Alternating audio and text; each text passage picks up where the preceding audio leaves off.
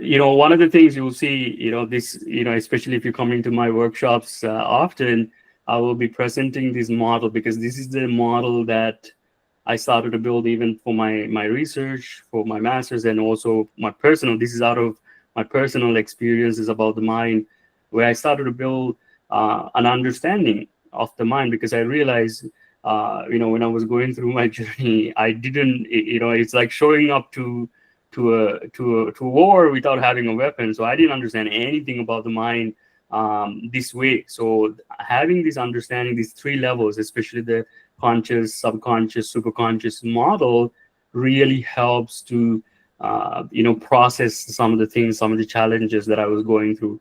And especially when I'm now explaining this to my clients, they're also having a lot better time figuring out what is actually happening with them and which level are they affected by, and which level do they need to access, and which level they need to learn more about. So understanding these three levels, is, I think, is very important, which is the conscious mind, which is, we will get into more and more, but that when we are speaking, making decisions, all these things, and the subconscious mind that has a lot of your past memories, long-term memories, things like that, and also emotions, habits, and things like that as well.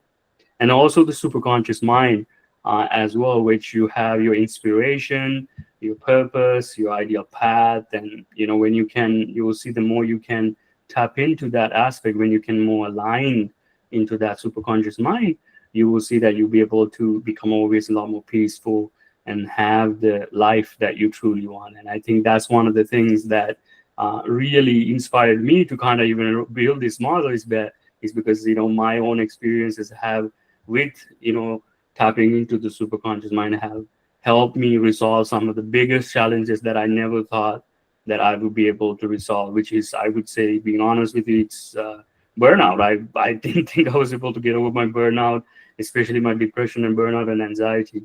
And that was one of the things that was affected by. And a lot of, at the same time, with my, father passed away as well about 5 years ago. And then that kind of threw me into a spiritual crisis as well, where I started to kind of question everything, right? So, and that was one of the main things I started to look into. I was not really into spirituality before, not even getting into this stuff before, but so I started to question the meaning of life, all these things.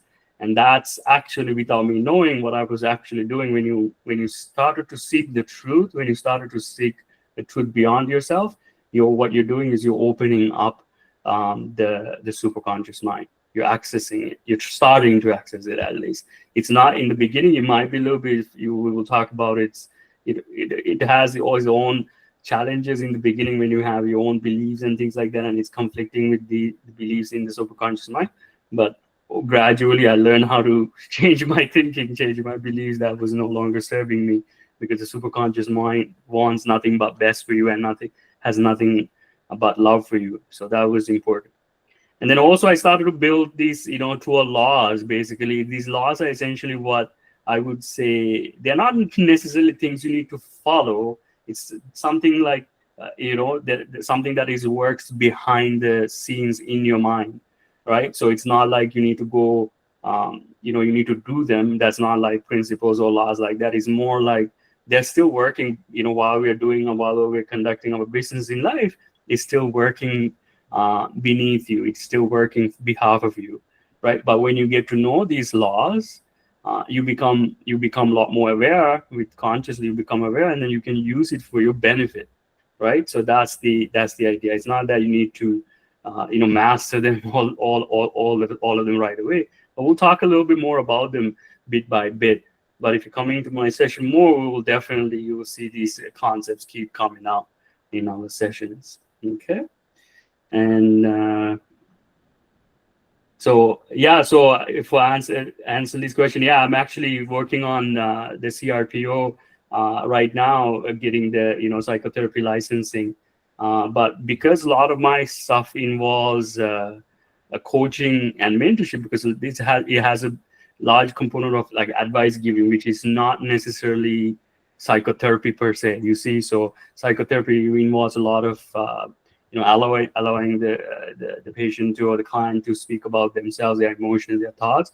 But because my model involves a lot of instruction and advice giving. It's, like right now, what I do most of the time is coaching and mentorship, but I am in the process of getting my CRPO licensing as well, and I have my internship actually coming up on September as well for that.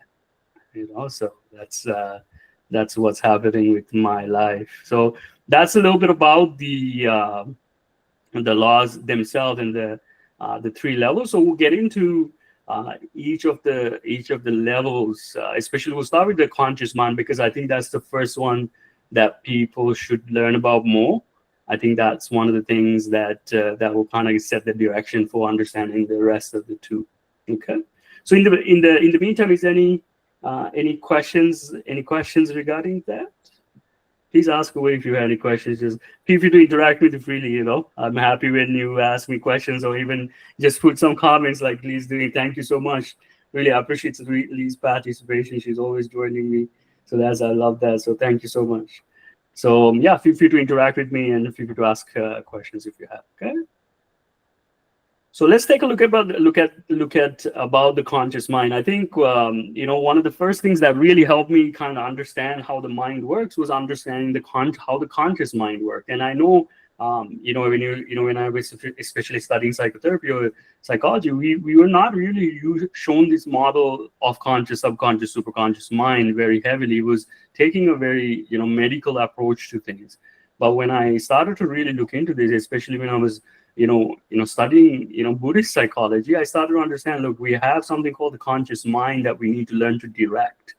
And when you do meditations, when you do journaling, when you do these things that where even things like problem solving, even you coming into these sessions actually learning about the mind, you're improving the capability of the conscious mind. That is what it means to be becoming more conscious or advancing in consciousness. So what I realize is that when you're just learning about the mind, just as you're doing right now, you're becoming increasingly more conscious, or developing in conscious, or becoming higher in consciousness. So you will see that the conscious mind is your level of your awareness. So the more you develop your conscious mind, or more you develop your awareness, more you develop your conscious mind, the more you are able to understand things beyond what is just immediately available to you. Right. So it's also, responsible for, interacting with your environment, directing what you're thinking about, directing what you're, speaking about. Right. So when I'm even speaking, I'm using heavily my conscious mind to do all these things. Okay. And then also another aspect is that reasoning and discrimination. So that means, figuring out, how do you make judgments? How do you analyze between things? How do you compare? You're comparing between what is best for you. Even things like your logic, evaluation, judgment, right? Judgment, which I mean, picking choices or choosing, right? Choice really comes to this level, because this is where your free will essentially relies on. So the more you become conscious, the more you have the strength to make the decisions that are right for you. Right. So that's one of the main things, is that more you develop your conscious mind, the more you have control, right, of your actions, especially actions like speaking, deciding, and intentionally directing your attention. And I remember when I was first starting to, develop my mind or study my mind, my attention would go all over the place, and I didn't really know how to bring to a specific, focus it. But I realized the more I learned about how the mind works, it started to naturally become more focused and more developed, and I was able to use it and do a lot more things than I was before. So that's one of the first things, is learn about how the conscious mind works, because it can help you in many different ways. So we'll get into a little bit more functions and how it works and things like that. Okay. So there you go. So, and also in terms of, it is like we talked about, it's, you essentially your choice and free will, right? It's, it's basically, which choices or decisions that do you entertain, or do you reject, or do you act upon? That it's essentially determined by your conscious mind and your focus and attention. And also most important thing I want to talk about is also interpreting events, right? So when you interpret events, you can assign specific meanings to certain events. All right. So for a person, if they, lose their job, they can say, what, that's the worst thing that happened to me. Somebody could go like, it's the best thing that can happen to me because now I can go start looking for something I truly want. So that decision, that way of looking, is actually governed by your conscious mind. But in the beginning, I can say that, when I was, I wasn't conscious about what I was really thinking. I was just letting my, things in my life just govern me. But when I became more and more conscious, when I started to pay attention to the things in my mind, I was able to direct and change and do more things that are more right for me and things like that. So that was important to understand. So when you develop your conscious mind, you're able to direct your thinking, your words, even your emotions a lot more smoothly, a lot more effectively. So that's something that will happen. Again, just you learning about it actually is one of the first step that will help you out. Okay. And then also, in order to, control your subconscious pattern, right? We will talk about that. In order to even get your subconscious mind to do certain things, go in a new directions, even develop new skills, new habits, you actually initially you need to use your conscious mind a lot purposefully. And if you don't really do that, it's sometimes, old patterns kick in from the subconscious mind. So especially if you're learning a new skill or new habit, there's a certain amount of repetition the subconscious mind needs to direct it, and then it becomes a lot more easier for you to do it. Even initially when I was doing these type of sessions, I had to consciously, do certain things, purposely, because because it's not something I have done before. But when I started to do it more and more, my speech became a lot more natural. It became a lot more smoother, and I wasn't as nervous as before. So all these things started to come a lot more natural to me. So if you're learning new skills, new things, make sure that you understand that you need to direct your conscious mind a little bit more deliberately until it becomes a habit. So that's important to understand. So same with actually, one of the sessions I ran before was about how to reprogram your thinking. So, people told me, they asked me, man, how many times do I have to do the reprogramming? And I tell them in the beginning, you need to do it consciously and until it becomes part of your subconscious mind. Sometimes, a huge amount, a lot of repetition is needed. And you will see that one of the laws that we will be talking about was the repetition, right? So, law of repetition is how the mind works. So when you know about law of repetition, you can use law of repetition for your benefit to install new things or learn new things or get it doing things that you choose to do rather than things you don't want. Okay, so that's important to understand.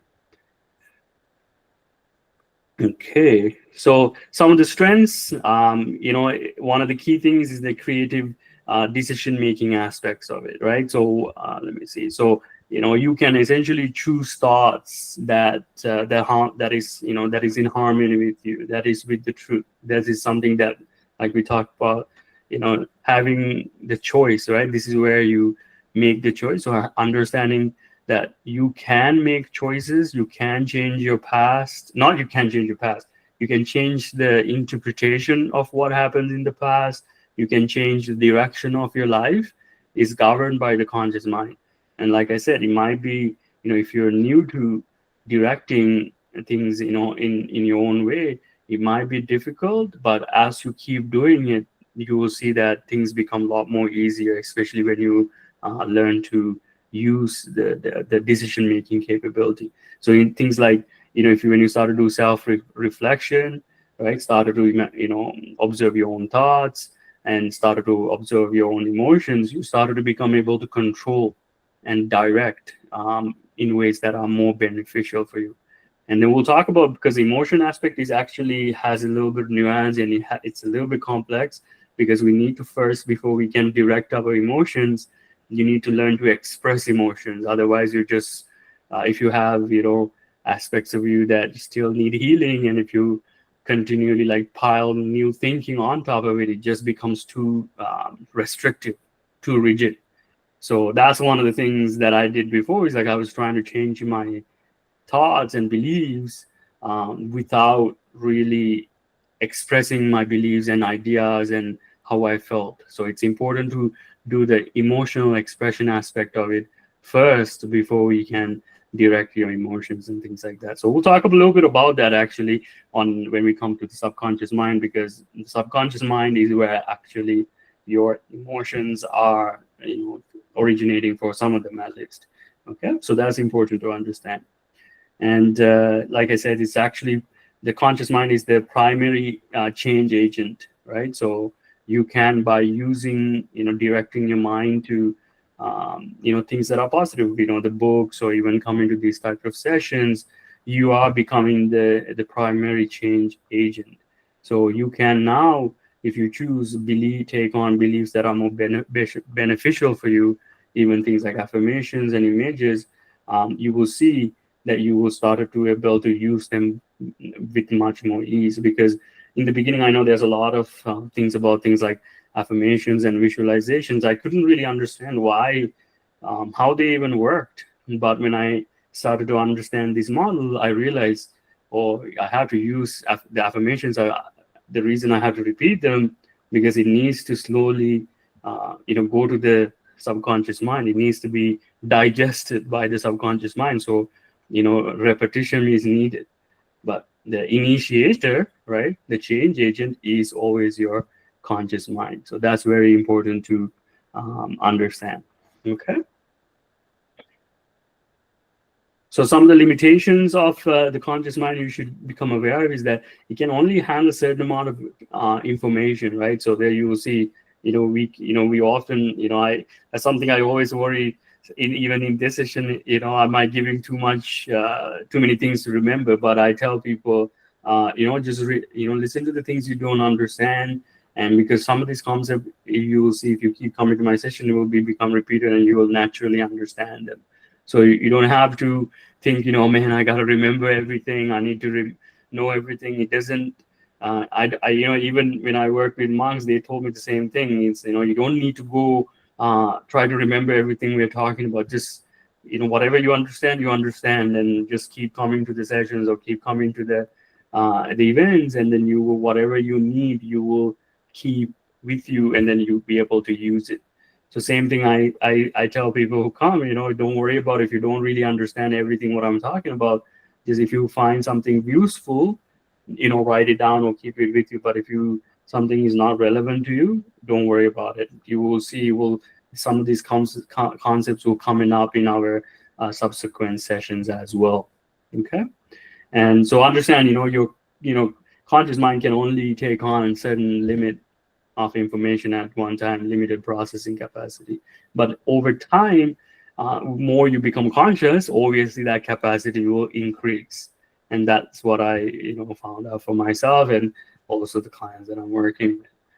And without discipline, you will see that your conscious mind can also become easily distracted, right? Especially I noticed, when I was going through burnout, it was, I couldn't concentrate as I did before. I used to, get affected by anxiety, affected by worries, other things in life very quickly. But when you develop your conscious mind more and more, you'll be able to direct it and be able to focus with more and more. So even you coming into these sessions, like I say, is you're actually giving it more discipline, giving it more ability to concentrate. Okay. And then also it is highly influenced by your repetition, right? You will see that especially if you're repeatedly exposed to certain media. We'll talk about this aspect called the race mind. I don't know if I need a better name for it, but it's basically the ideas that the society has as a totality, and some of those ideas that society has can influence how we think. Rather than having our own thoughts and own beliefs, society can affect us. So societal beliefs can have an influence through repetition on our conscious minds, right? So that's why it's important that I wanted to point out is that sometimes the society, media, peer groups can have an influence of on our conscious mind if we don't really question or discern them. Okay, that's important to understand. And the relationship. So you might be wondering, what is the relationship with the conscious mind and the subconscious and the superconscious? So the conscious mind works as a what you would call a gatekeeper, a filter for your conscious subconscious mind, right? So basically, it filters out things that are not necessary for you continuously to from your subconscious mind. So I'm something I've learned is that up to 7 years old, we don't really have a conscious mind fully developed. So we let a lot of things that are affected by our surrounding affect us, especially parents, family, school, these things. But as we increase them in age, we're becoming more and more conscious, and then we get that ability to filter and become a gatekeeper for ourselves, right? So that's one of the main things that you will see, that subconscious is think that it works as a, once you become more conscious, it becomes a better gatekeeper, right? And then let's see, the subconscious mind also will express some of these beliefs that you actually started to let it enter. As we'll talk more about a lot of your habits and automatic behaviors and automatic thinking, and even things like overthinking is actually coming from the subconscious mind. But you can, over time, when you develop your conscious mind, you can direct them in a way that is more useful to you. Okay. And with your superconscious mind, we'll talk about this more. You can actively use your conscious mind. That means yourself. You can use request for inspiration, for guidance and insight. Again, it's not me coming from a Buddhist background. I didn't have any connection with God at all. I'm probably one of the few people who believe in the aspects of God, who's coming from a Buddhist background. But one of the things, my own journey, which I cannot deny, is this aspect of God has influenced me very much so. And one of the this, even me doing this, is actually part of that engagement. So that's one of the things that you can actually ask from the superconscious mind for help and guidance if you choose, and if that feels right for you. Okay, so we'll talk about some of them, how to do that. Okay. And another thing is that in order for you to fully connect, because I remember when I was working in corporate, I had a lot of fear and anxiety about my what's gonna especially existential crisis, like what's gonna happen to what happened after I die, where are you gonna go, am I doing the right things in this life, things like that. So sometimes when you have a lot of fear, a lot of judgments and criticisms, which burnout seems to increase in yourself, it makes it difficult to connect with the superconscious mind. Or when you started to let go of these negative thinking, hate and anger and criticism and perfectionist mentality, you will see that you'll be able to work with your own mind and the superconscious mind a lot more easily. Okay, so that's the one aspect that I found for myself.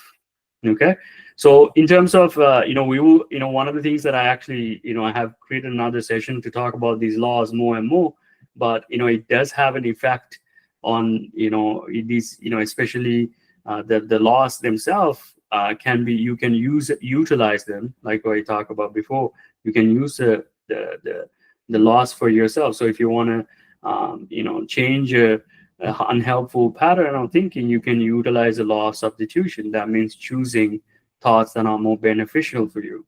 So something that you probably we will talk about when we talk about laws is that your thoughts have a direct influence on your emotions, and emotions have a direct influence on your actions.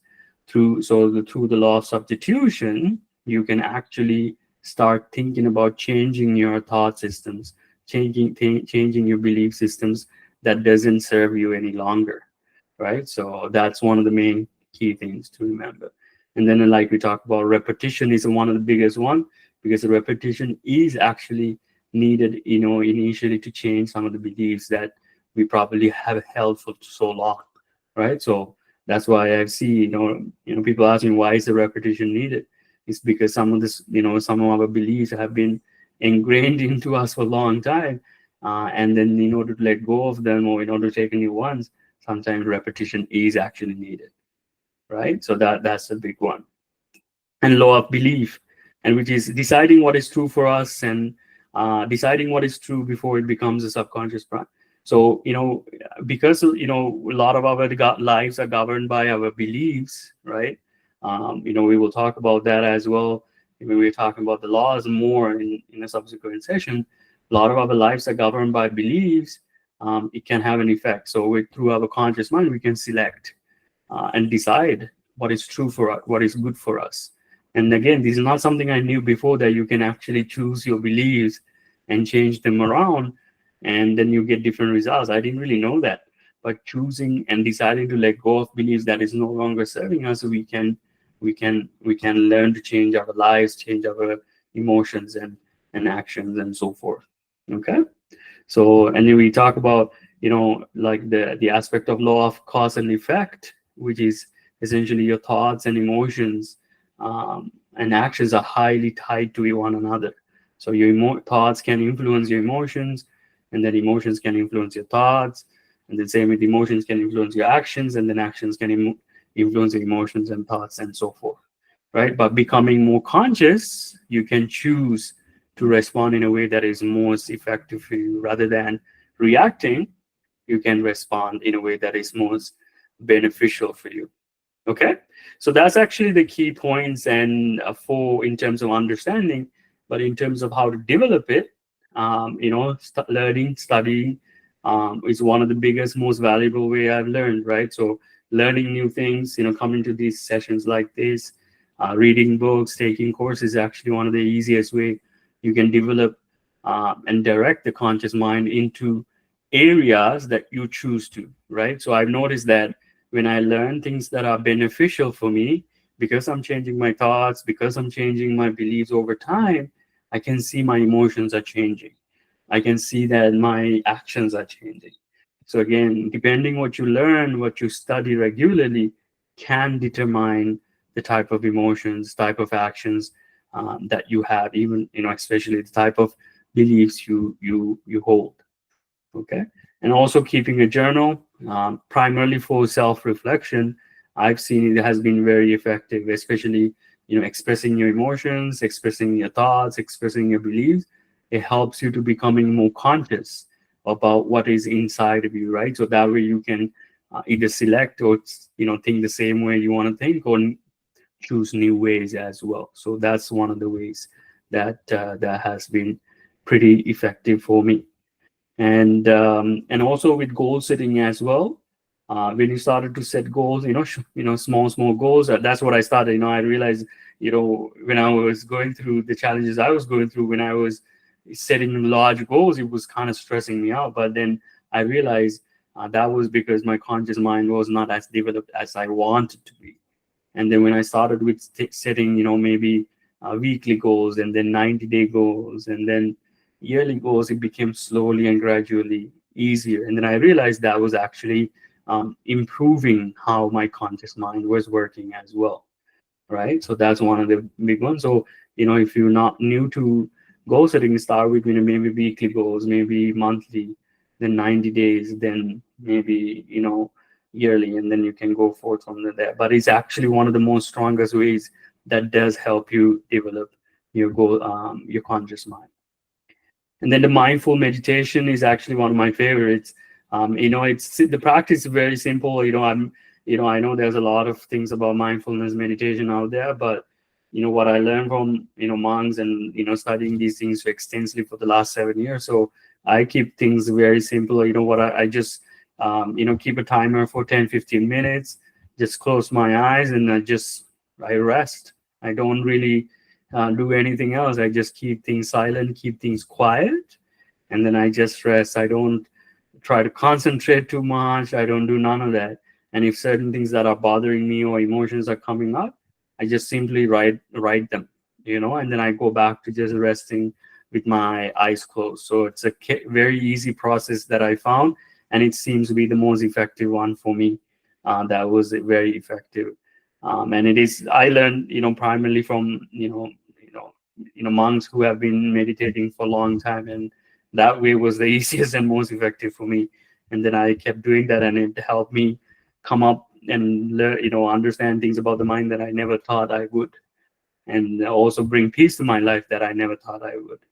So that's one of the biggest ones for me. So if you want to talk a little bit more about that, want to know, certain tips and tricks with regards to that, which there is not much, to be honest, but if you want, happy to talk more about it if that is needed. Okay. So perfect, perfect. So I just kind of taking a look at anyone has any comments. Good, good. I see so good from Leanne. That's great. Great to hear. And creative activities as well. I realize, when you work in, for me, this type of public speaking, creating these sessions is a very creative activity. I love doing it. I love, for me, you will see me if you know me for a while. I love, helping people. I love helping people with their mind, their life. I love to empower people with new skills and abilities. That's why I'm even doing my master's in education, is because I love helping people. I love empowering them. I love to see people doing more things than they have been doing before. So doing these type of sessions, writing books and coaching is actually my creative activity. So I realize the more I do them, the more I develop my conscious mind. So that's one of the biggest ones that you will notice as well for yourself, is that engaging creative activities freely, it actually opens up your mind. It actually, if you want to get into the more spirituals, like you start to attract things that are more beneficial for you when you engage in creative activities, because you're vibrating at a much higher rate, higher level. So you started to attract things that are more in the higher levels. Okay, so again, we can talk a lot about that, a little bit of metaphysical aspects of things, what I learned a little bit later. But the idea is that you can utilize creative activities as a way to improve your conscious mind as well. Okay. So any questions about the conscious mind, please feel free to ask. I know we still have we have to cover the subconscious and the superconscious, but it might go a little bit over. But if if you have to jump off at 8 o'clock, I know I only said about till this session till 8. I usually have till 8:30, but I thought to keep it shorter. But I'm willing to go till about 8:30 to kind of cover the concepts. But if you have to jump off, don't think anything. Don't feel pressured to stay. I know everybody has obligations, but I want to cover everything as much as I can for you, so you understand some of the concepts that I've come across in my life. Okay, so feel free to ask any questions as well. So let's take a look a little bit about the subconscious mind, right? So this is probably why a lot of people are here, and why what people are want to learn most about. And again, this is one of the biggest one, I would say, that made one of the biggest differences in my journey. I feel like all the learnings I was going through before, I was learning, but I still can't make sense of anything. I can't seem to wrap my own mind around my mind. That's what I kept thinking, man. But I'm learning a lot of these things. I'm doing everything I can, but something is missing. But when I started to really understand how the subconscious mind works, as you see in the green here, it started to make the biggest difference in my life. It kind of started to put all the pieces together. I started to see where my root causes of my emotions that I couldn't deal with, like anger, sadness, and anxiety and fear. I couldn't really figure out where they're coming from.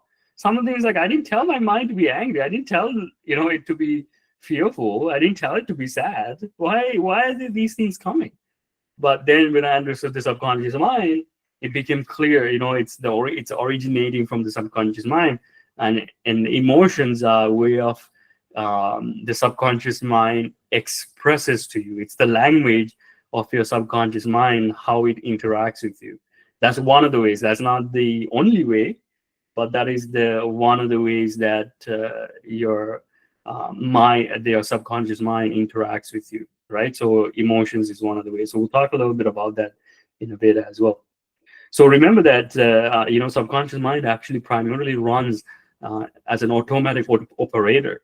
That means it runs most of your, mental functioning, your emotional functioning, your physical functioning, without your conscious effort, without you telling it to do anything. Because I keep telling you, like, even your body, like your heart rate right now, your blood pressure, your digestion, your breathing, your recovering of your cells, all these things governed by your subconscious mind. And it's doing a lot of things behind the scenes, and it has a lot of intelligence, that it understands and does things by. But you learning how it works, you're actually learning to work with this intelligence. You're learning to work with the subconscious mind, where you can start to now direct it in a way that is more beneficial for you. But know just, at least for now, that it is actually responsible for a lot of your automatic behavior and automatic processes that is behind the scenes that is happening. Okay. And another thing you will notice that it's a neutral servant. So that what that means is that it doesn't really judge or filter any question. So it doesn't question you. It just takes whatever you impress upon it, and then takes it and uses that, right? So whatever is impressed upon by the conscious mind, like we talked about before, and then or the superconscious mind, or even the societal beliefs, like what I call the race mind. I think I might have to come up with a different name for it. I don't know if that's a good name, but anyway, societal beliefs, it can impress the subconscious mind very easily, right? So unless you use your conscious mind and direct, no, I don't want to, that's not the way I think, that's not beneficial to me, that is not beneficial to others or me, so I reject it. Or you can say, no, that's good, I like that, I like that way of believing, I like the way of thinking. So it doesn't do any of that. So that's the idea, is that it doesn't filter, it doesn't judge. It's whatever you tell it, it works through with that information to the best of its capability, even when it's not really serving you. That's one of the things you'll notice, that it will start acting upon things that even if it doesn't serve you. So that's important to understand about the subconscious mind.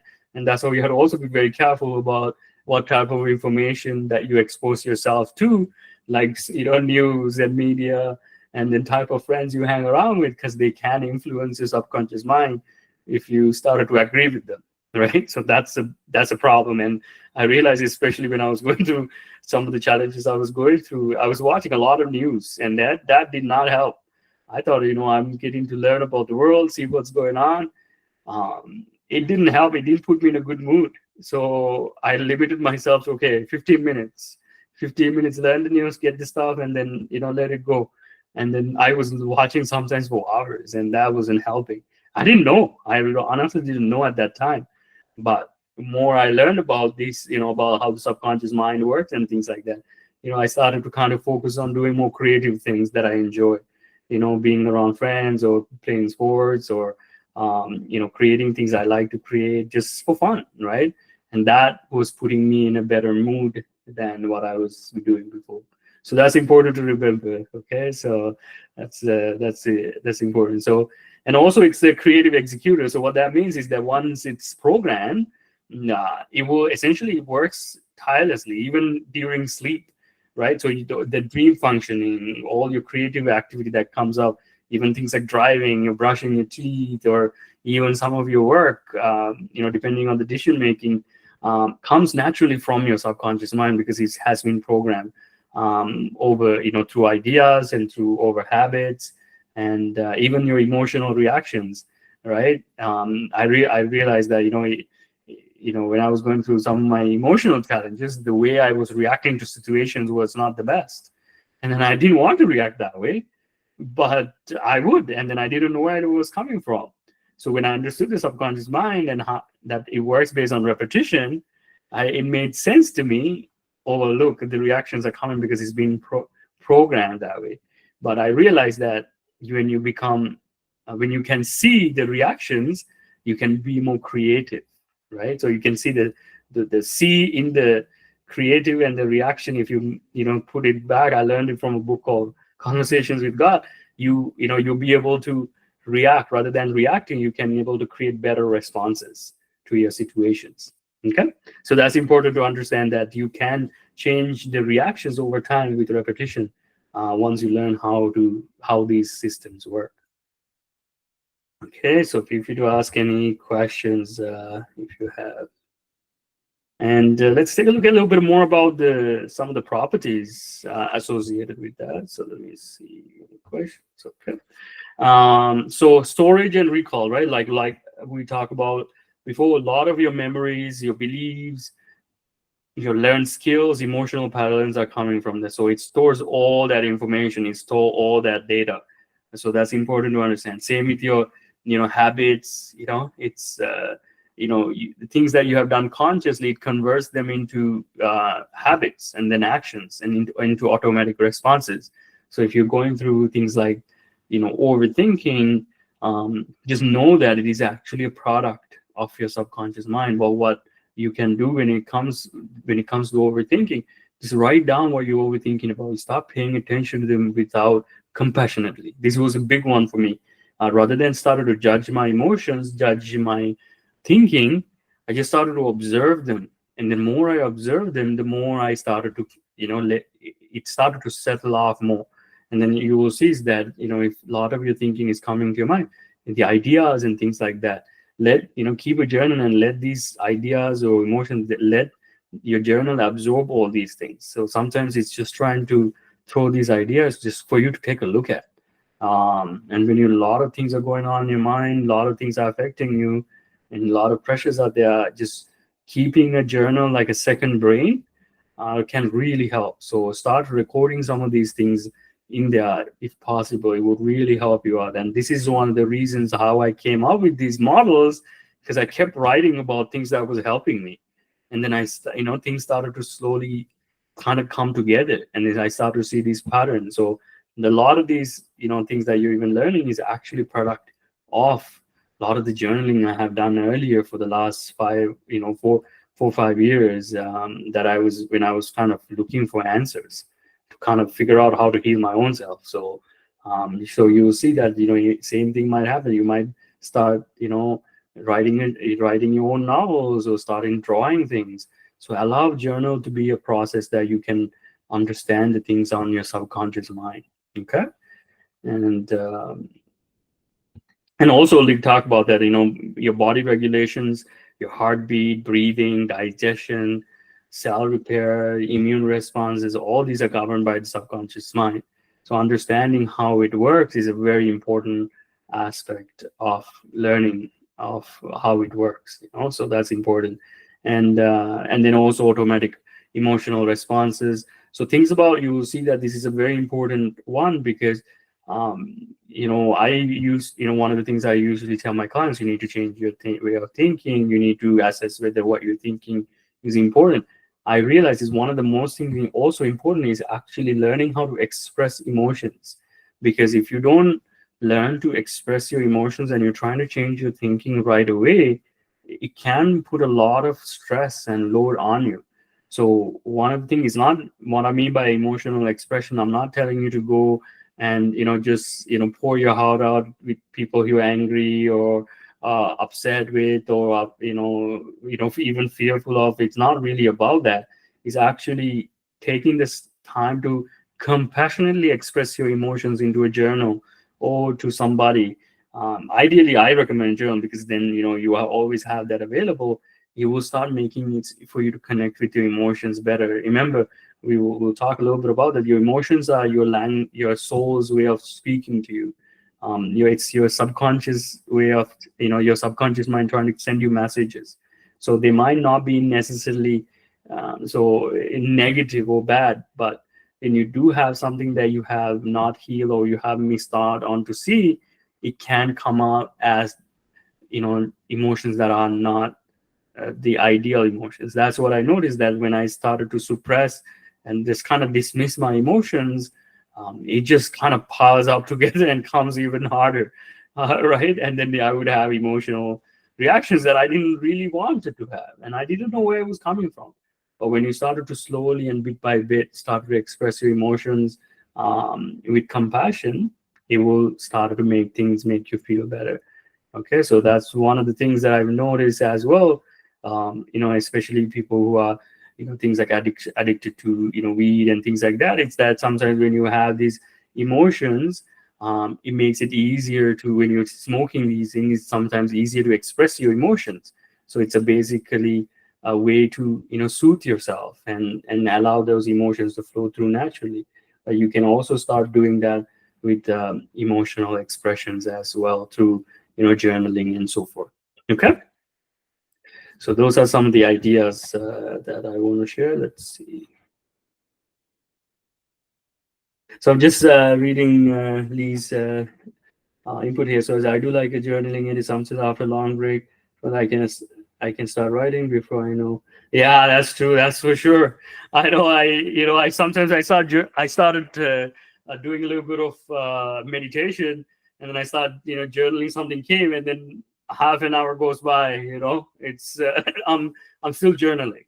So sometimes it's it just shows you that there's things for you to say, things for things to come out. So that's normal. And especially when I started to journal a lot in the beginning, it was like that.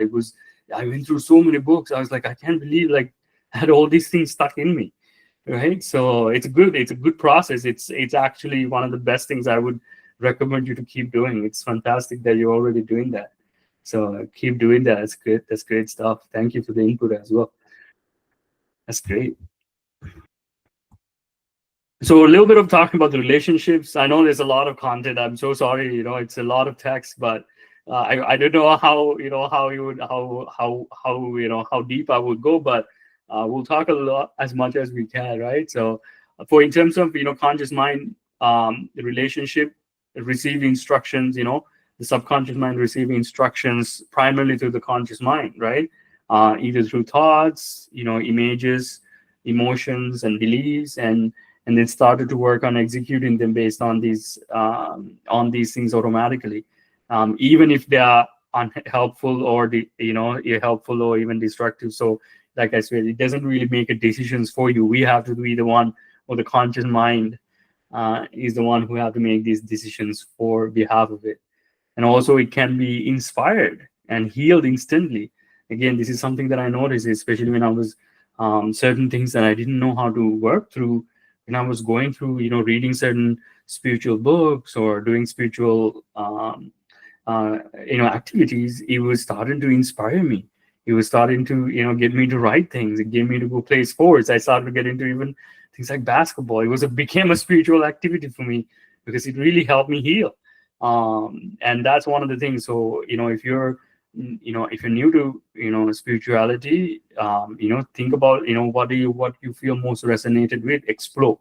That's one. I don't recommend a specific spiritual practice to anybody, at least anymore. I used to but now I don't really do that, because I realize you need to go what you feel most resonated with, right? Whether it's books, whether it's spiritual activities, whether it's going to church, whether it's going to temple, right? Because I did all of that, right? And they all helped me. I can't lie. Like I'm a Buddhist who believe in Jesus and God, but also have practices related to Islam, and also believe in New Age stuff. So everything, little bit by little bit, helped me over the years to kind of help me heal. So I cannot deny any of them. If I were to deny any of them, it would be a complete lie, right? So what I recommend for people, go to the one that is most aligned with, most give you the most joy, most happiness, and let joy and happiness and excitement be your compass, that in which you choose to figure out which practices you need to do. Okay, so that's a really important one, when it comes to figuring out, when it comes to aligning with your superconscious mind, right? And that's important. And again, with this societal beliefs, or the race mind, your subconscious mind is really heavily affected by the collective beliefs, unless you filter out, right? That's why when we are young, we believe all kinds of stuff, right? All sort of bullshit. So but when we get older, we need to deal with this stuff that we have gone through, right? Either through family, culture, authority figures, school, whatever it may be. But then, when we get older, we need to figure out, man, like what happened to me, right? And then we don't realize it's because of we've been influenced for so many years by the society. And then we need to kind of filter out and figure out what was the good stuff and what was the wrong stuff. And every culture has good stuff and bad stuff, right? But as we get adults, as we become, we got to feel it, especially when you're starting to hit your 30s, going up from 30s up until, however age you are, right? So I noticed that it's a lot of these I started to feel them after I hit about 30. So it's important to understand that the subconscious mind can be heavily influenced by the society. And then you learning about how the conscious mind work, how the mind works, will be your initiation for you to learn how to let go of things that no longer serve you anymore. Okay, so that's important to talk about. So yeah, what I will do is that I'll give you my YouTube before you go, if you can. Sorry about that. Let me give you quickly. If not, I will put you on. I'll send you a link to your meetup message as well. I think that might be the easiest way. But let me give you the link before you go. You can subscribe if you choose.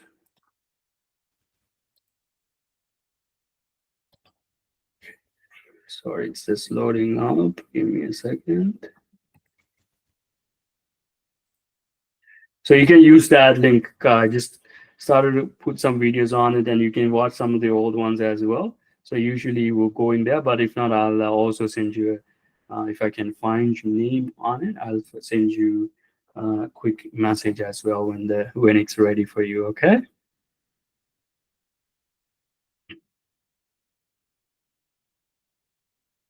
Okay, so we'll talk a little bit about, yeah. So let me know if anything. You can also find me on places like LinkedIn, or message me through Meetup. I get the messages from there as well. So feel free to message me if I don't reach back to you, and go from there.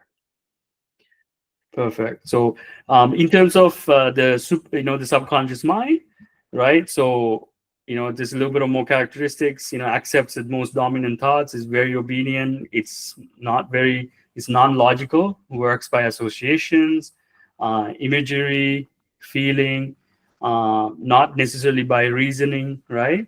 And it's persistent. I mean, it's continuously working. It's working all the time, and its presence is once it's been programmed. So learning how to program them is one of the most valuable things you can do.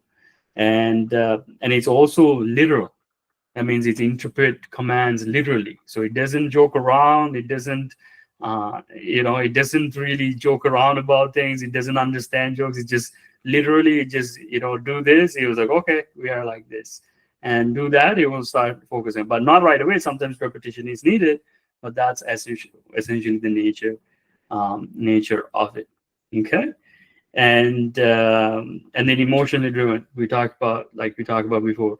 Emotions plays a huge role how subconscious mind work with, right? So especially emotional charge ideas, emotional charge experiences can have a strong impact on your subconscious mind. And that's one of the ways that I know some, where we go through challenging experience and they tend to be emotional in nature. Sometimes we relive it over and over again because of the way. And then when we started to reinterpret them in a different light or different perspective, it started to have a different effect in ourselves. So we'll talk a little bit about that later on in one of our later sessions. And strengths, massive capacity, processes far information than the conscious mind can handle. And also it ensures that you act in ways that that is according to your programming. So even when you're not aware, you will act in a way. That's why people's personalities and the way they are sometimes, they not even know how they act, because your subconscious is acting and behaving behalf of you. So understanding that aspect is actually important, because once you understand that it is, it's consistent, it's trying to keep up with your existing beliefs, existing emotions, and how you reacted to things before, you can then understand, okay, well, I'm acting that way because that probably happened. Something I acted that way before. So it's continuing. You can change them, right? Conscious mind, with your conscious mind, you can change them. And self-healing, you can restore mental and physical balance when it's given the right conditions, right? Especially when you started to think the right thoughts, you started to do the right actions, it can start healing certain even diseases. Again, one of the things I've noticed is there's a It's a very close relationship between the subconscious mind and your nervous system.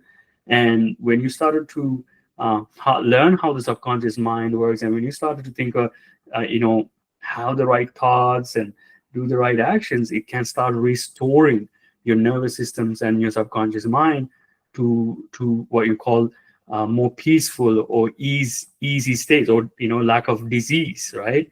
If you look at the word disease, it's actually you're in a lot of lack of ease, right? So when you bring a lot of ease to your mind, ease to your body, you will start restoring that balance, start to let go of some of the illnesses even that you had. Like for me, I had issues with high blood pressure, and other bunch of issues. And then I was like, why am I having them at such a young age? I didn't do anything. I didn't do anything. I don't even eat like that bad, right? I'm vegetarian. How can I have these things?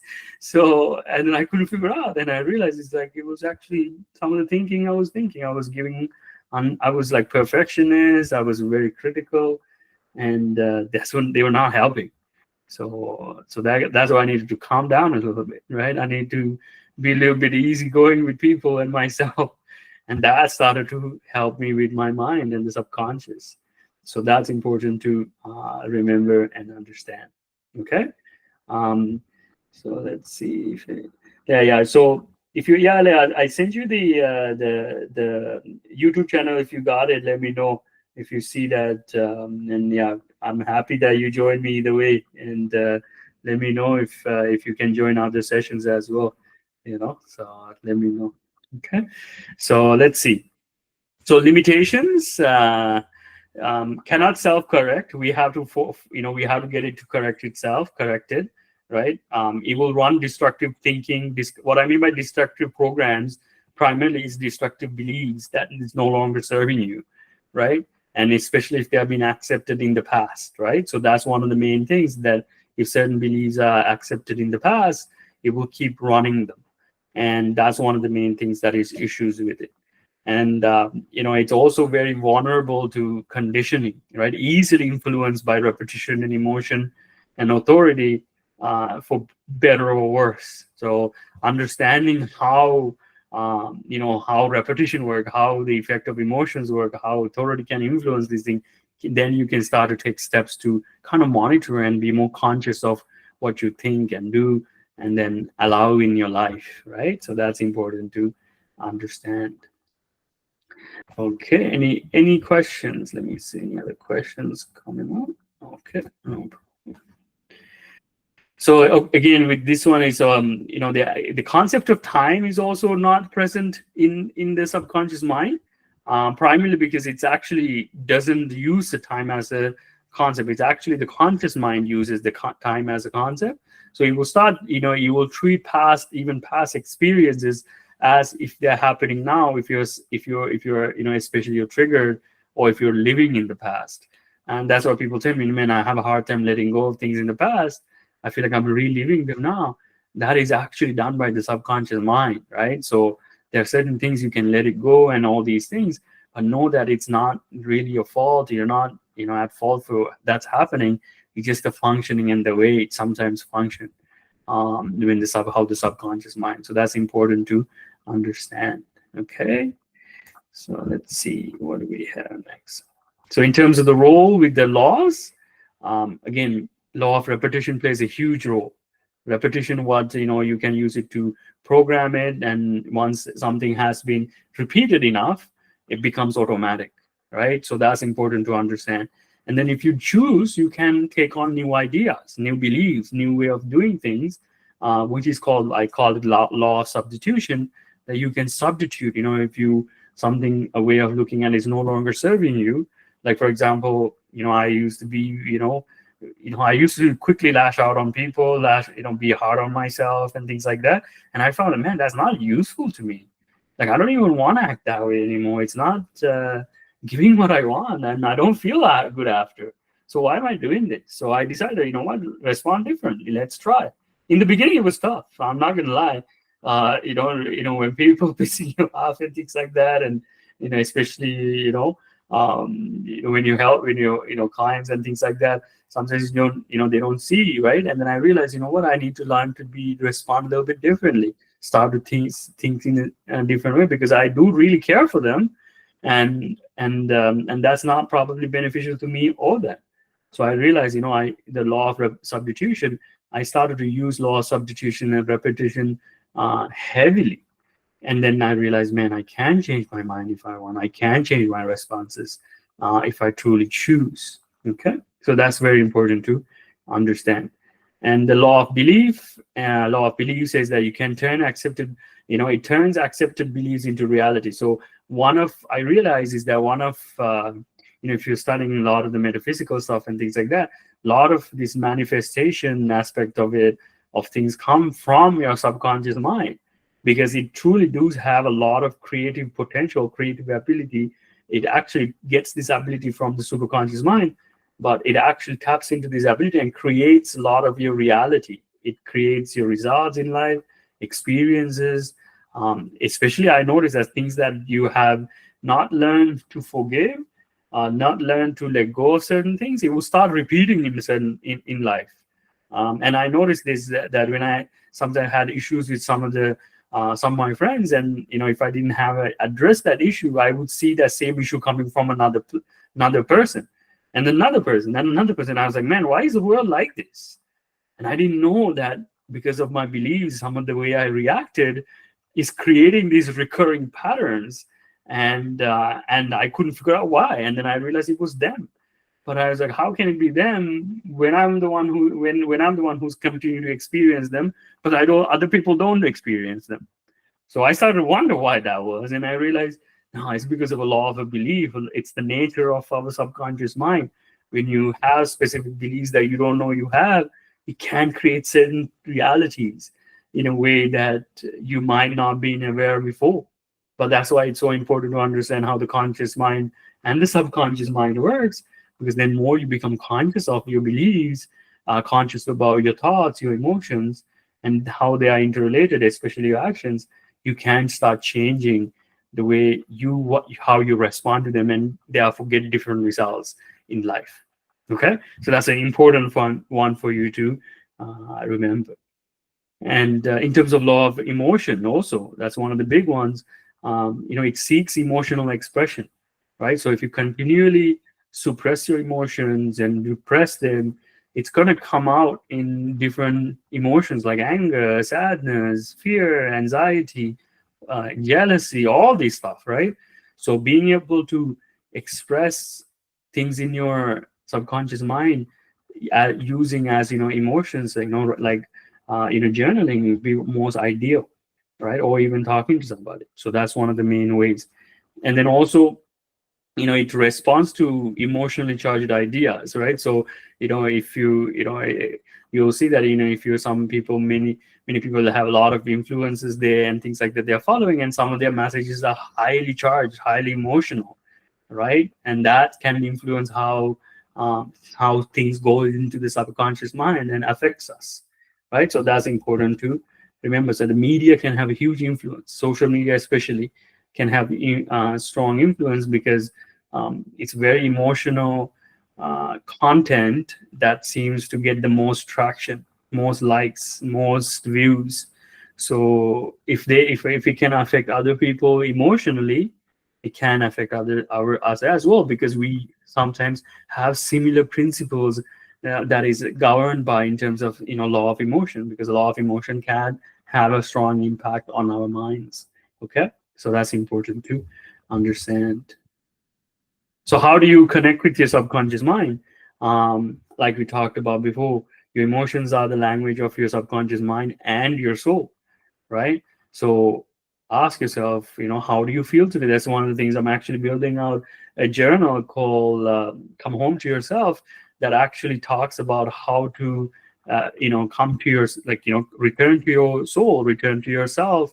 And then how do you do that? Through, expressing emotions, because emotional expression is how you actually do that. So asking yourself, even when you wake up in the morning, how do I feel today?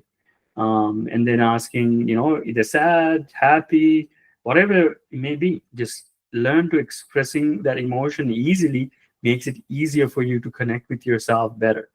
And then where do you feel it? Do you feel it in your face, throat, chest, arms, right? It's important because you will see that something called emotional focus therapy.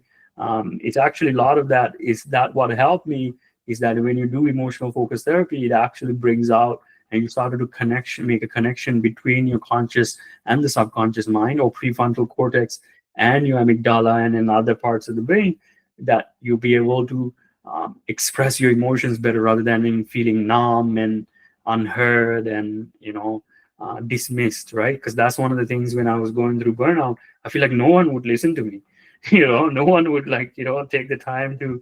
If I felt initially very isolated, so I didn't know why that was happening, right? No one really understand, and then I was like, why is this happening? I feel like there's people around me. My wife is there, my parents are there, but like they don't really get what I'm going through. Why? Right? So, and then I realized it's not really their fault. They're also having their issues, but I'm not connected with my own emotions. So that makes me feel very isolated. But what happens is when you're around, have other people, you feel like, if you can express to them what you're going through, you feel more connected with them. But what's happening is that the more when you express your emotion to them, you started to feel more connection with yourself, which we sometimes project as them because they are the one who allowed it.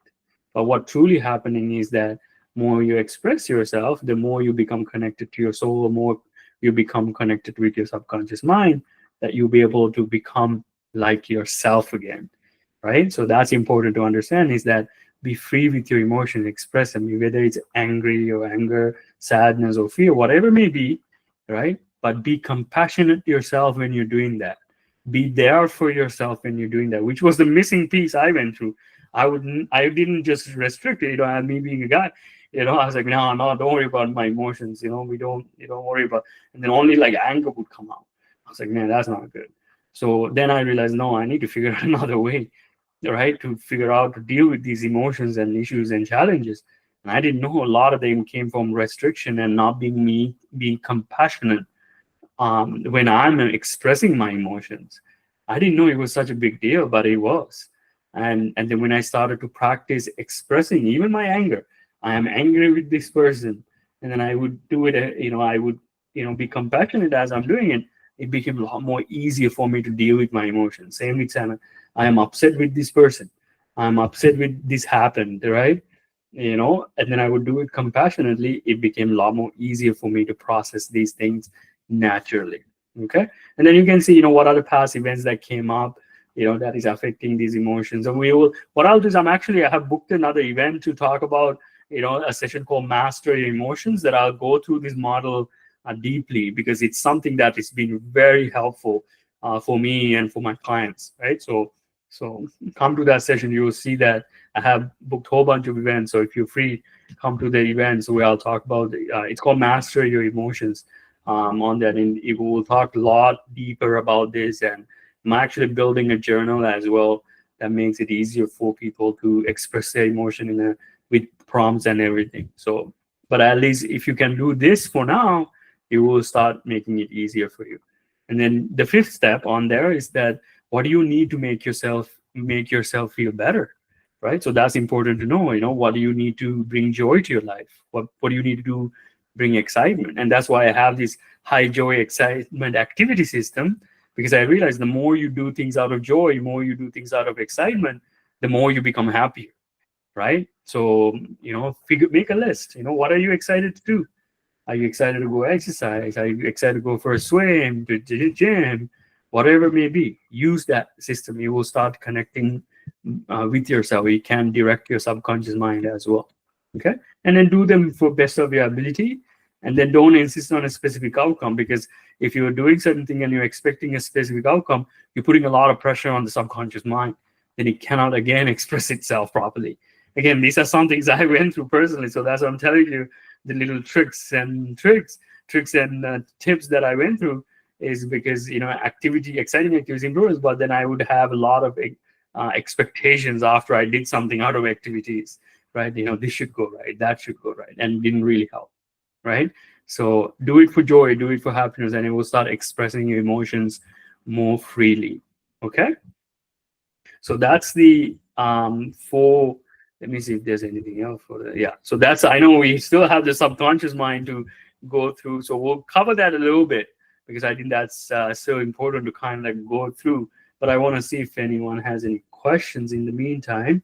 So let's see, Lee, let's see. So how interesting. I'm going through something similar actually past week. I've come to notice some of the paces that bring out of certain responses. I mean, interesting. Yeah, it can feel like a breath of fresh air when you have, I get you. Good stuff. That's great to hear. I'm glad to hear that actually. So yeah, it's spaces, it can be automatic. And I've been, it's, it's a, if you don't, if you don't see them sometimes, that's sometimes the biggest issue. Like, man, I couldn't figure out why certain emotions are coming, like when I didn't even tell it to, right? Like, why is it like that, right? So that's great too. Thank you for the feedback and the note. That's great. That's good to know. Okay, perfect. So we'll keep going. Keep talking to me, Lee. Tell me what you think, because it's actually valuable to see, how it's resonating. Some of these things are resonating with you and with people, right? So that's great. So the superconscious mind, which is actually one of my favorite things to talk about, that I know we kind of went over as well. So we'll talk a little bit. I'll give you, my favorite ideas behind the superconscious mind, because it is something that has helped me a lot. So, and that's why I'm starting to introduce this idea more and more. And I know it can, again, like for me, I'm not a big proponent of any specific religions, but I am a very spiritual person, I would say, because of how much it has helped me. But if you ask me about 7 years ago, and if you tell me that you're spiritual, I probably scoff at you, and that was my fault. That's how I was. But now, I think spirituality, even learning about the superconscious mind, it's one of the biggest things, most valuable things I've learned in my life, that have helped me out a lot, become happier and be myself again, right? So that's very important to, for, I tell people, I don't know how religious I am, because I don't think I am, but I do have a strong connection with God, because the God I found was not the God that is in religion. The God I found is very loving, and looks at all beings as his children. So in a lot of religion doesn't agree with that, but I'm not saying that anyone needs to believe what I'm saying. It's just, the God I found is very loving. It's something that I'm willing to say. I was honestly used to be afraid of even saying that, because I know a lot of people have gone through a lot of religious challenges with Christianity, Islam, even Buddhism. I went through a lot of challenges with that before, but my own experiences with what I've gone through have now told me very different things about God. So understanding the God mind, right? So God and God mind is different, which is essentially what I see as the superconscious mind, or the God mind is the mind in which God uses. It's God's mind. It's not necessarily God. It's just like our mind is not us. It's something we use, something that we utilize. God is not God's mind. God is, what I found, is an actual being who directs and guides and things like that. But we can tap into his mind. We can align with his mind. So that's one of the main difference that I found, is that when you can align your thinking, right, your conscious thinking and subconscious thinking with the superconscious mind, you can start to experience what is called truth, or perfect love, or wisdom, and limitless creative potential. And this is one of the things that I feel like, I became a lot more creative, because it's when I was starting to tap into this superconscious mind. This is one of the main reasons I was able to publish like 5 or 6 books now within like 2 to 3 year period, because I tried it out. It worked. I didn't expect it to work, but I did. I just started to become more creative just freely when I'm feeling good. And then it started to work for me. Didn't expect it, didn't plan for it. I didn't go looking for God. I was looking for the truth. I was looking to figure out a way to solve the issues and the challenges I had emotionally, mentally, right? And didn't really look for God per se, but even the God mind or whatnot. They were new to me when I was learning this stuff. But now I cannot deny how much they have helped me.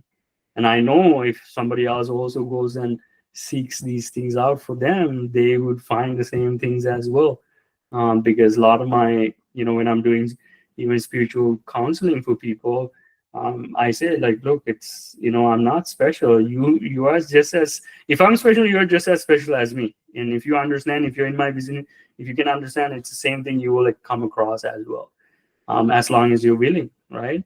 And God is not going to overpower your free will. He's not. That's not what I found. So, anyways, so that's one of the things, right? So, like unlike the conscious and the subconscious mind, it is not influenced by fear or error or societal beliefs and societal conditioning. And it is all, it operates according to its own divine laws, right? Or universal laws, right? Just like gravity, right? Gravity doesn't care whether you're a good person or a bad person or whatnot. But same with, these divine laws, it treats the same, everybody the same way. Because that's why even, we talk about these, the mental laws, they are very similar to that. So whether you're good or bad doesn't matter. You will just start using those principles for you, or regardless. Okay, so that's important to understand. So the source of the right ideas, right, inspiration, right, even me being inspired to do something related to this, talking about the mind, talking about superconscious mind, and talking about God, was not something that I didn't really plan to do.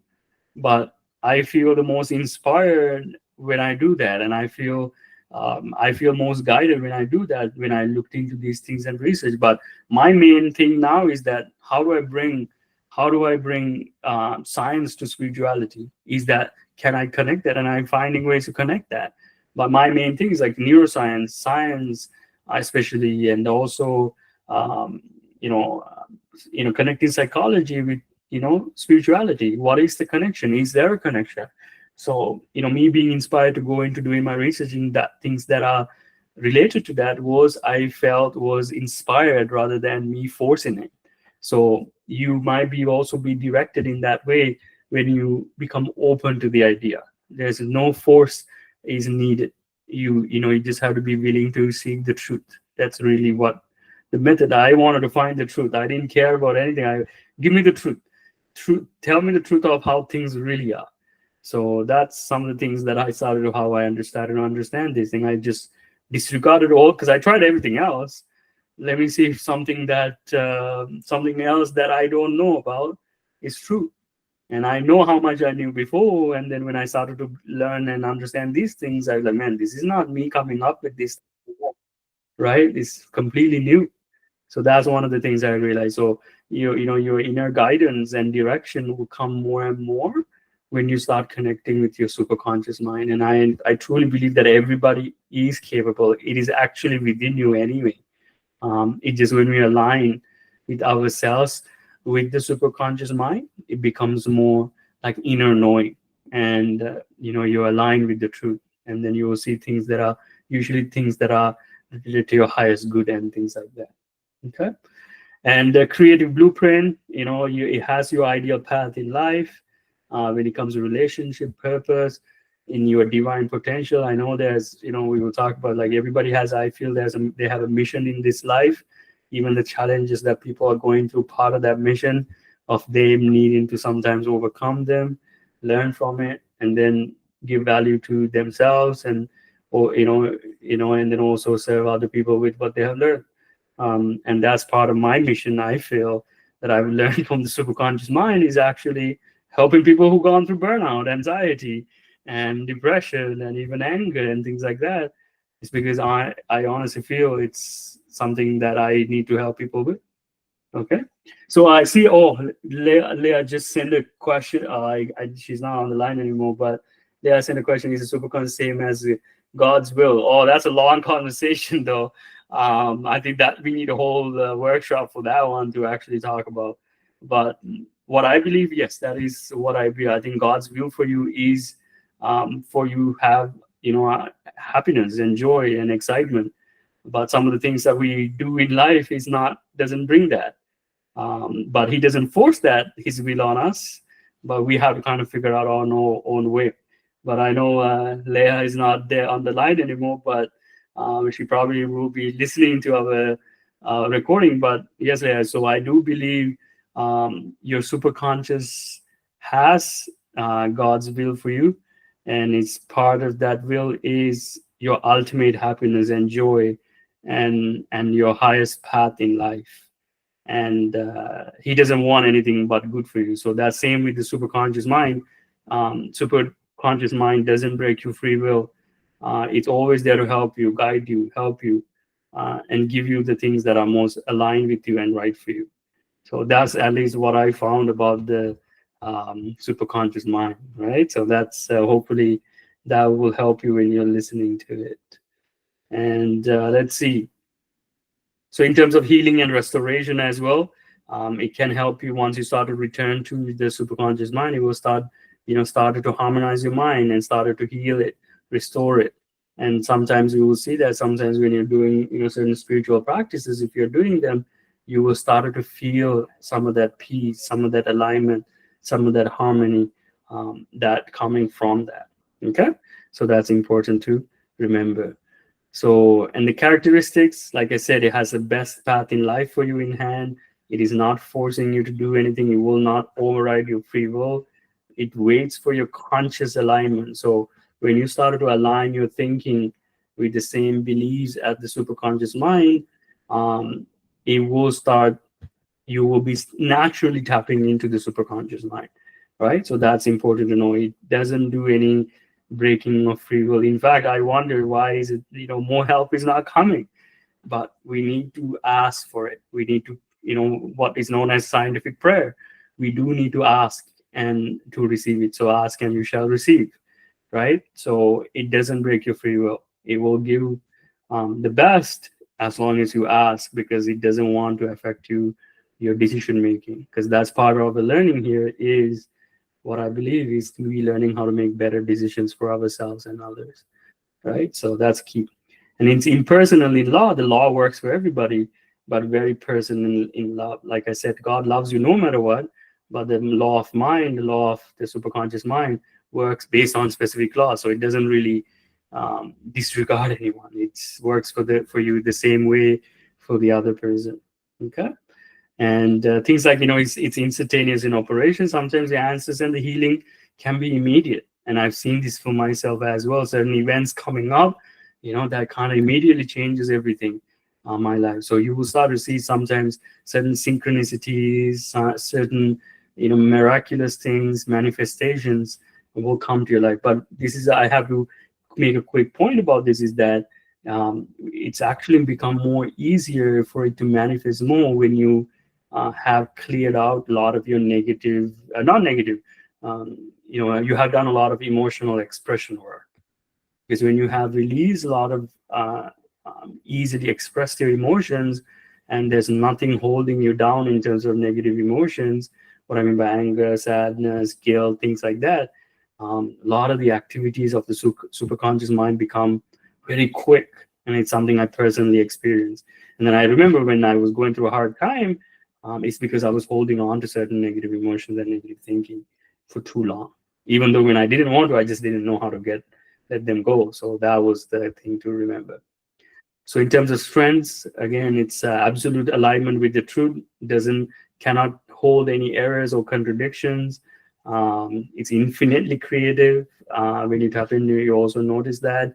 Always have multiple ways to achieve a goal, especially if the goal is something that benefits you, right? So that's important to remember. And it's fearless, right? It's immune to anxiety, doubt, and limitation. So the more you become fearless in your life, facing some of the challenges you're going through, I used to be I was fearful of doing public speaking. Even sessions like this, I wasn't, I would avoid it. It's like, I know stuff that, people will learn somehow. But now I become more fearless and be able to express myself how I truly feel. And then I realize it's actually, because using that, the superconscious mind more and more, right? And this is one of the most important things I've learned in my journey, is that unconditional love. And then I see that the superconscious sees all beings as children of God, already forgiven, already worthy. So this is again something that many traditional Christianity, traditional religions may not agree with. Hey, that's their beliefs, right? But what I found about God and what I found about the superconscious mind is that God sees you as children, as your children. Doesn't matter where you're coming, where you are, who you are. Your source is, you are one of His children. So this is one of the things that really made me feel secure, because I felt, me coming from a background in Buddhism, we don't have God. So that was very, very kind of hard to deal with, when you realize, well, you don't even know what's going to happen after you die, right? So knowing that at least minimally there's God is there for you. In the beginning, it was tough. It was hard. I didn't really believe it. But then there's certain things started to happen in my life that I couldn't deny anymore. And then I started believing more and more. And then these things started to change my life completely. Now my mind has completely changed about God and the superconscious mind and what I need to do in my life and so. Okay, so the key thing is, unconditional love is what God extends for you. That's very important. Okay. And in terms of the laws that are affected, that we're going to be talking about something called law of love, which is, again, the mind is naturally loving. It's pure unconditional love and in its nature. But again, we can, through our conscious, will, we can, change the subconscious mind to act in ways that is not so loving. And again, it's not our fault. We just sometimes don't know any better, right? So that's important to know. Naturally, the superconscious mind is abundant, even though we might not think we are abundant, but superconscious mind knows that we are abundant. Again, we will talk more about these concepts more and more. It might not make full sense for you now, but that is one of its natural states, that it has infinite supply of solutions and resources when we learn how to utilize for our advantage. And again, forgiveness, it holds no records of wrong, especially, no one actually, including yourself, me. It just let it go. That's why it says God is merciful. What I found, the same thing. It's like, it doesn't, like, I don't hold those things. If you're in this life, it's hard not to make mistakes, right? So because it's a lot of things you need to learn and understand and deal with, especially coming to a challenging planet like this one, right? So it's inevitable. When you're children, you will make mistakes, and I don't, he says, I don't hold anything against you over that. So that's important to understand as well. Okay. And holds a perfect pattern of that can be mirrored in your life. Again, it sees you even as perfect creation of you, not necessarily your body or what your surroundings and things like that, but your soul. He's created you perfect. But again, we can talk about this a lot more as we go through our these sessions. But these are some of the things that I've learned over the years. And also, law of identity always recognizes you as a divine self and perfect and complete, right? Regardless of our beliefs, right? So that's one of the things superconscious mind holds with regards to you. So you might be wondering, how do you actually connect with your superconscious mind? I'll tell you the way I sorted out. I found this aspect. I was vehemently, or I only wanted to find the truth. I didn't really care about propagating a religion, even mine. I couldn't figure out all the answers, even in Buddhism, right? So I started to look everywhere else. So what I said, if there's something called God, if there's something called the universe, please just give me the truth. Like, I'm tired of like going in circles anymore. I'm really tired of it. So I want the truth. Just give me the truth. So that's one of the ways that I noticed you can find the answers is through seeking the truth, and then pray and ask for the help directly. Again, these things experiment. I'm not telling you go do them and you'll get an answer. But the thing is, for some people it works different ways because of their level of resonance and comfort and things. But comfort and resonance is important. Joy is important, especially when you're connecting with the superconscious mind. So seeking the truth was enjoyable to me because I was willing to read and learn and change my mind. And some people, it might be praying, just asking for help. Look, I'm in dire need of help. Please help me. There was a period in my life that I was just ready to give up. And I didn't know. It's like, if there's a God, please help me. And then some, a certain voice came and said, yeah, okay, if you're willing to give up your life, give it to me. And then what I'm going to tell you to do next is go enjoy yourself. And I was like, okay. And then that joy led me to reading books in spirituality, reading books in things that I never think that I would read. Even me playing like basketball, playing sports and things like that. I never anticipated to do them. I just followed that advice. I just finding joy in life, and that worked out pretty great for me, I feel. And that's one of the main reasons that joy kind of led me to studying psychotherapy and creating my own models that involves both psychotherapy, psychology, and neuroscience. Because out of joy I created them, not out of me trying to prove anything specific, because I don't really care to prove anything right. I care to find the truth that works, because what else would work other than the truth, right? Especially me coming from a background in software engineering, it doesn't matter what your opinion about a problem is. It matters whether the principles or the engineering problem can be solved effectively or not. So my problem was that I had a lot of issues with emotionally and mentally. I didn't know how to deal with, so I needed to find actual the truth that would help me, that would heal me. So that's what I meant. It's but you have to go with what I learned in the journey, is that you have to listen to your joy. You have to go with what resonates you with the most. Okay, so journaling your thoughts and emotions can really help. Again, it can help you to tap into that deeper aspects of your mind.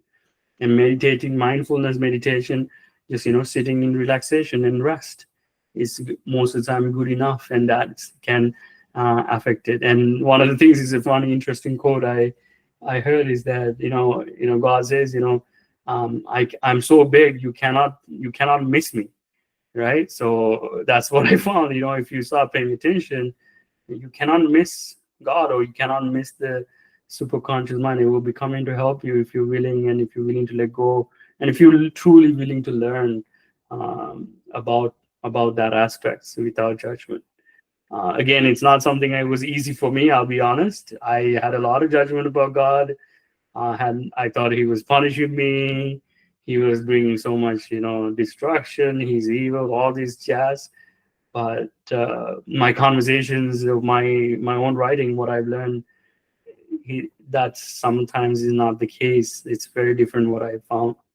So again, that's a conversation for another time, I feel. So yeah, use your intuition, use your inspiration, listen to what brings you peace. Sometimes when you do that, synchronicity will come, dreams and symbols might also come in that way, and these things will help you out with connect with that. Okay, so that's what I have for today, and I do apologize very much so about taking 46 minutes more, but I initially planned for 1 hour, but I think there's some things that I wanted to talk to you about that was helping me. And I want to talk more about this stuff. So please join. I know, Lee, thank you for joining me again. I really do appreciate you coming, and looking forward to honestly seeing you on future sessions. So yeah, if you have any questions, please let me know. Happy to answer that for you now, or feel free to join me on the other ones. We can continue to have these conversations.